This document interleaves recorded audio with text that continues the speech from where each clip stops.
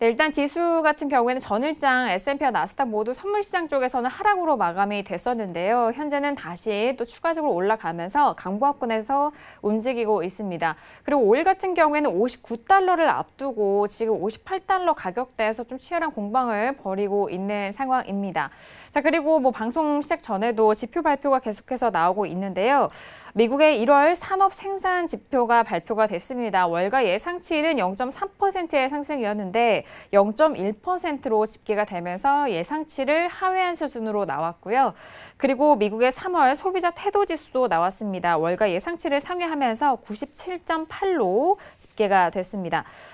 지금 두 지표에 대한 부분을 다시 한번 좀 말씀을 도와드렸고요. 실시간으로 또 속보 나오는 대로 함께 도와드리도록 하겠습니다. 자, 그렇다면은 지금 오늘 지금 지표 발표도 들어봤고요. 외신 소식 간밤에도 많이 들려왔던 것 같습니다. 전유진 캐스터 통해서 다시 한번 정리해 보도록 하겠습니다. 네, 외신 소식 전해드리겠습니다. 먼저 첫 번째 소식인데요. 세계 증시가 상승하고 있다는 소식입니다. 미국과 중국 간 무역 협상이 진전을 보이고 있고 또 중국 언론 보도가 나오고 있어서 또 영국의 의회가 브렉시트를 시한을 미루기로 했다는 소식에 또 상승세를 보이고 있는 것 같습니다. 유럽 증시는 초반 상승 출발을 했고요. 스톡스 600 지수가 지난해 10월 이후에 최고치를 기록을 했습니다. 네, 아시아 태평양 지수도 0.5% 상승을 했고요. 중국 상하이 종합지수도 1% 올랐습니다. 일본 니케이 지수도 0.8% 상승을 한 상황이고요. MSCI 전 세계 지수도 1% 올랐습니다. 다음은 미국과 중국의 무역에 대한 소식입니다. 중국의 시진핑 국가주석이 이제 트럼프 대통령과 회담에 나서는 것에 대해 우려하고 있다고 밝혔는데요. 시 주석이 트럼프 대통령과 만나기 전에 이제 모든 것이 좀 합의됐으면 좋겠다라고 밝혔습니다. 트럼프 대통령이 협상을 마음에 들어하지 않을 때 발을 뺄 것을 우려하는 것 같은데요. 트럼프 대통령이 이제 최종 합의가 마음에 들지 않으면 합의를 하지 않을 수도 있다고 이제 좀 얘기를 하면서 시진핑 주석이 성급해진 것으로 보이는데요. 미국 측은 이제 중국과 합의에 도달하려면 더 많은 작업이 남았다면서 이제 3월 말까지 협상을 하는 건 좀 무리가 있다라고 밝힌 상황입니다. 네, 관련돼서 계속된 소식인데요. 시진핑 주석이 국빈 방문을 원한다는 소식입니다. 이제 3월 말 플로리다 마러라고 해서 열기로 했던 미중 정상회담이 연기가 됐습니다. 이제 미국 언론들은 그렇다면 이제 4월 말쯤이 다시 열리는 시간으로 유력하다고 전하고 있는데요. 하지만 4월 말도 확실하지는 않습니다. 그 이유는요, 시진핑 주석이 이제 국빈 방문을 요구하고 있기 때문인데요. 그렇다면 왜 시 주석은 자꾸 국빈 방문을 요구를 하는 것일까요? 정상의 외국 방문에는 3가지 등급이 있습니다. 첫 번째는 이제 실무 방문이고, 두 번째는 공식 방문이고요. 이제 세 번째가 국빈 방문입니다. 실무 방문과 공식 방문은 둘 다 방문하는 쪽이 비용을 부담을 합니다. 하지만 국빈 방문은 격이 완전히 다른데요. 초청하는 쪽이 모든 비용을 부담을 해야 하고요. 또 국가의 손님으로 최고의 예우를 갖춰야 합니다. 그래서 만약에 시 주석을 국빈으로 초청을 한다면요. 두 정상 간의 이제 무역 협상의 양상이 완전히 다를 것으로 예상이 됩니다. 실무 방문이나 공식 방문이라면 협상을 하다가 뜻이 맞지 않으면 그대로 회담장을 박차고 나갈 수 있습니다. 이번에 이제 베트남에서 열렸던 북미 정상회담이 그 예인데요. 이제 만약에 국빈이라면 그렇게 할 수가 없습니다. 국빈으로 모셔놓고 회담장을 박차고 나갈 수 없기 때문인데요.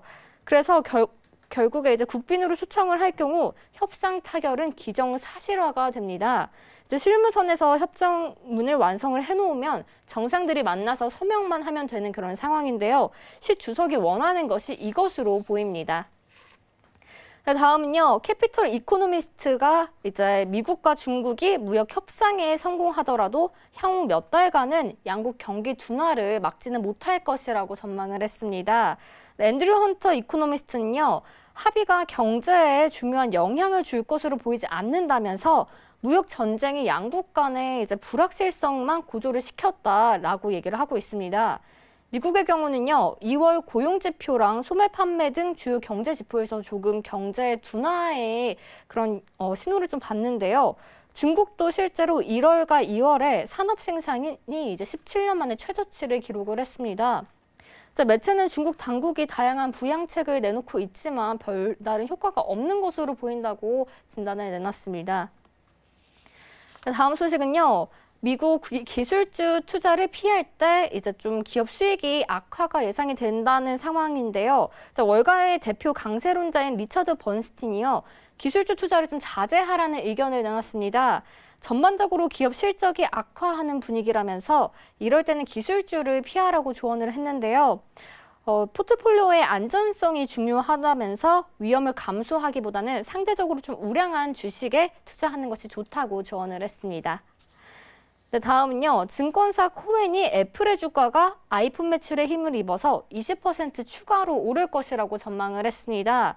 코엔이 이제 애플에 대해서 향후 12개월 목표 주가로 $220를 제시를 했는데요. 현재 애플에 대해서 이제 버크셔 해서웨이가 애플 주식을 매각을 하면서 조금 빨간불은 보이다가 다시 또 상승을 했었죠. 아이폰이 주가 상승에 강한 동력이 되고 있고 단기적인 거래로 애플의 주식이 좀 매수하기 좋은 종목이라고 이야기를 하고 있습니다. 네, 지금 콘텐츠 구독과 앱스토어 등 더욱 확장할 것이라면서 긍정적으로 전망을 하고 있는 상황입니다. 다음은요, 중국 얘기인데요. 리커창 중국 총리가 중국 경제가 새로운 경제 하방 압력을 받고 있다고 경기 부양을 위해서 지준율 및 금리를 인하할 수도 있다고 밝혔습니다. 올해 중국이 설정한 GDP 목표치 등 경제 지표가 적정 수준 이하로 떨어지는 것을 보고만 있지 않겠다고 덧붙였는데요. 세금 인하가 경기 하방 압력에 대처하는 주요한 방법이라면서 제조업이랑 기타 부분의 기업들의 부가가치세를 4월 1일 이후로 이제 인하할 것이라고 강조를 했습니다. 실제로 지금 중국의 실업률도 2년 만에 최고치인 상태인데요. 조금 중국의 경제를 지켜봐야 할 것 같습니다. 다음은 이제 브렉시트 관련 소식인데요. 브렉시트 연기로 시장 참가자들이 좀 피로감을 느끼고 있다고 니온게이자의 신문이 보도를 했습니다. 노딜 브렉시트는 피하게 됐음에도 좀 혼란이 장기화될 가능성이 커져서 시장의 관망세가 이어질 것이라는 그런 전망인데요.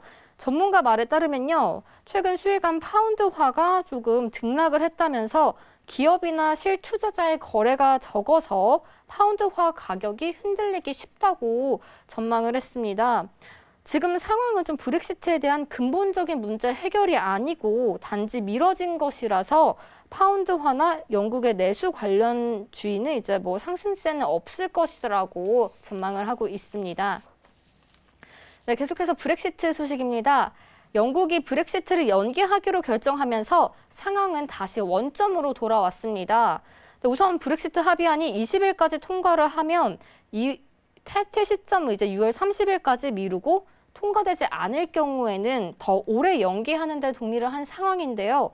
이에 따라서 이제 메이 총리는 20일까지 브렉시트 합의안에 대한 3차 승인 투표를 열어야 합니다. 3차 승인 투표가 통과될 가능성은 좀 불확실한 것으로 보이는데요. 다만 브렉시트 협상이 장기화할 경우 아예 무산 가능성이 커질 수가 있어서 이를 우려한 의원들이 합의안을 좀 통과를 밀어붙일 가능성이 있습니다. 만약에 3차 승인 투표에서도 질 경우 영국은 6월 말 이후로 브렉시트를 연기를 해야 하는 협상을 해야 할 것으로 보입니다. 다음은 일본 소식입니다. 일본 은행 총재가 이제 글로벌 경기 둔화로 일본 수출과 생산이 영향을 받는다면서도 또 내수는 활기를 띠고 있다고 발언을 했습니다. 일본 경제는 적정 수준으로 확장세를 유지하고 있으면서 내수도 여전히 견고하다고 강조를 했는데요. 물가 상승률 목표치 2%를 향한 모멘텀이 살아있다면서 현재 통화 완화 기조를 계속 이어갈 것이라고 덧붙였습니다. 네, 계속해서 일본 은행의 소식입니다. 네, 일본 은행이 금융정책결정회의에서 경기 판단을 하향 조정을 했습니다. 해외 위험이 커졌기 때문으로 보이는데요. 미중 무역 전쟁이 단기간 안에 해결되기가 어렵다는 전망이 보이고 또 이제 주요 경제권 경기가 둔화되고 있기 때문으로 분석이 되는데요. 지난 1월 경제 물가 전망 보고서에서 없었던 수출 생산 면에서 해외 경제 둔화 영향이 보이지만이라는 문구가 추가가 돼서 좀 이 점을 참고하시면 좋을 것 같습니다. 다음은 호주에 대한 소식인데요. 네, 호주 달러화가 호주 경제 지표가 아닌 미국 지표에 크게 좌우되는 통화라는 분석이 나왔습니다.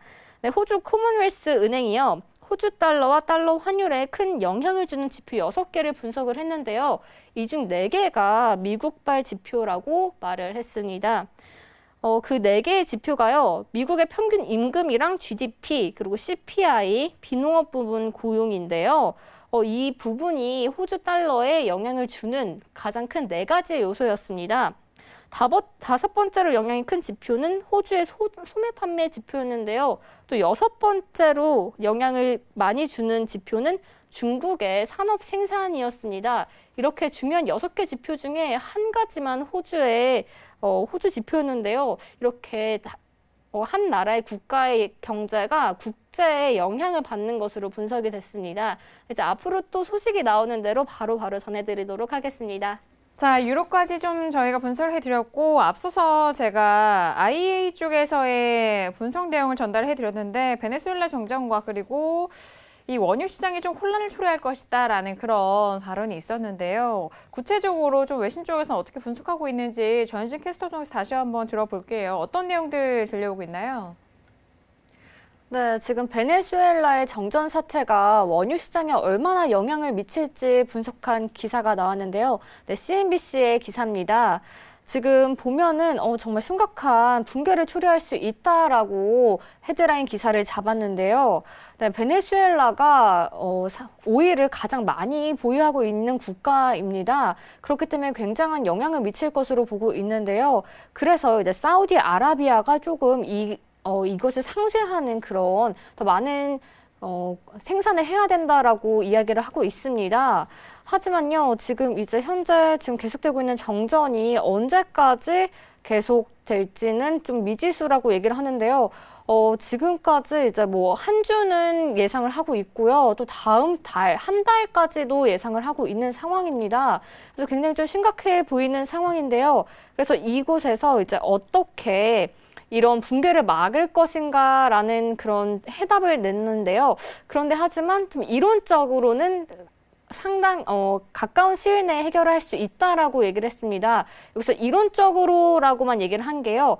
베네수엘라에서 지금 현재 생산하는 양이 120만 배럴인데요. 하지만 이제 오펙 국가에서 지금 추가적으로 여분으로 생산할 수 있는 그런 양이 280만 배럴이라고 얘기를 합니다. 하지만 3분의 2를 사우디아라비아가 가지고 있기 때문에 이론적으로라고만 얘기를 한 것 같습니다. 현재 사우디아라비아가 계속해서 생산 감소를 요구를 하고 있는 상황이죠. 그래서 이제 어떻게 될지 조금 더 지켜봐야 할 것 같습니다.